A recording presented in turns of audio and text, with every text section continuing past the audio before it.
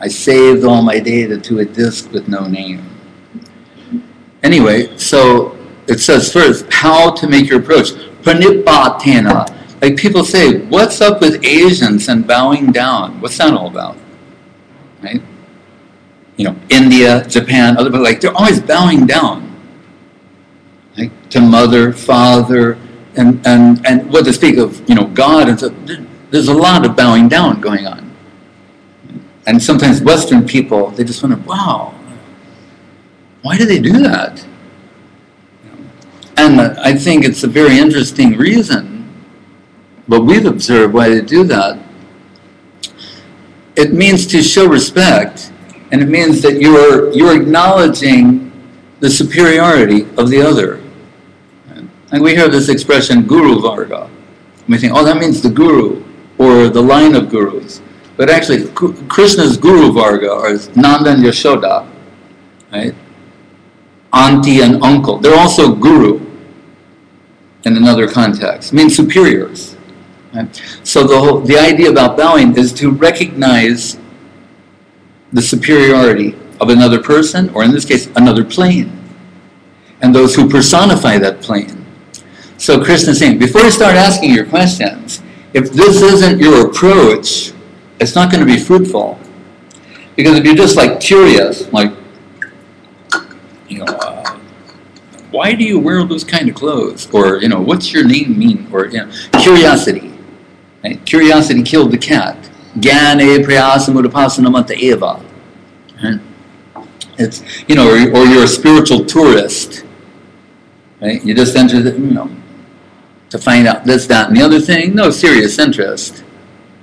He's saying that you'll be deceived. Right? It's not about just being curious. That's not what they're telling you, that type of inquiry.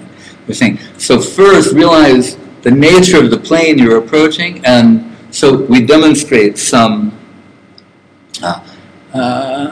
literal and metaphorical bowing. What are we saying? Like, so my head, I'm bowing my head, we can say is, you know, physically our highest part, and whether the soul is located here or whatever, we'll just say, you know, here's the brain, the head. So that brain, and I'm going to choose that for this.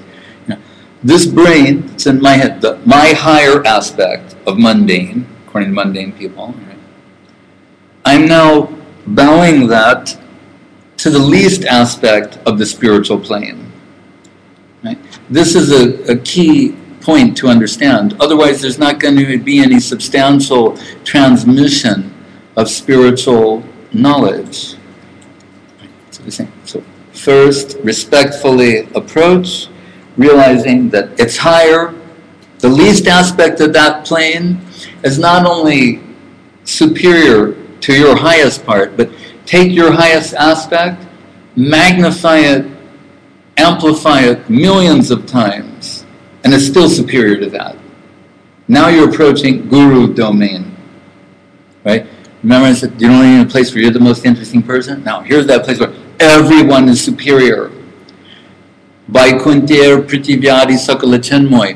The soil of that plane is Guru, right? Is superior. What to speak of those who traverse that plane? The very soil that it's comprised of is Chenmoy, spiritual conscious substance enriched with a dedicating tendency. That is even superior, I think. So if you can conceive of a world where the soil is your guru and has your interest at heart and is superior, then you can begin your inquiry. Right? And what will it be? Pranipatena tadvidhi pranipatena pariprajna. Ask what? With the intention of sevaya. That not that knowledge that you'll get will serve you. Generally, we go to school to get an education. Like when I grew up, they would always say this thing like, you need to get an education or you're going to become a ditch digger. That was like a common expression. You know, always that. You're going to be a ditch digger, you know, if you don't get an education. And so what they meant to say was, you need to go to school, get an education, so that you can have a reasonable amount of money to fulfill your mundane aspirations. I mean, am I far off on this? That's kind of like the general scenario. Right? So then people understand, oh, right.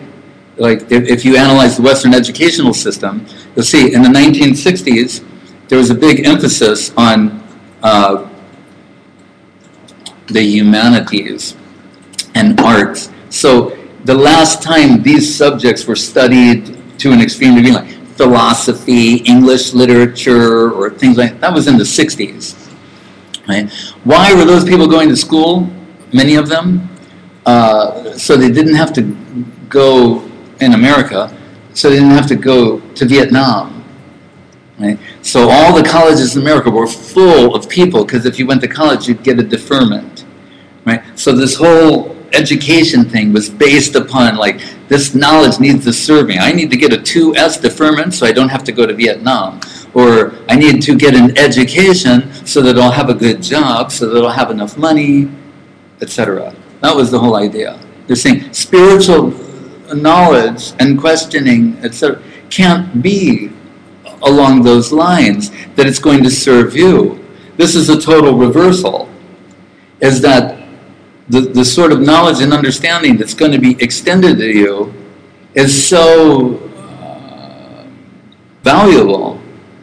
It's more valuable than yourself, that once it's extended to you, you'll become the servant of that. And primarily, in extending it to others, ideally. So this is Eastern approach, Western approach. So really, it's out of that inquiry is based upon the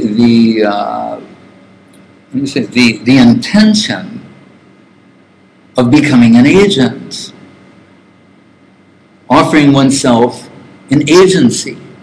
So Srila Guru Maharaj, he once said another thing that's very extraordinary about spiritual books, like the Vedas, the Puranas, Upanishads, Bhagavad Gita, Srimad Bhagavatam, Chaitanya Charitamrita.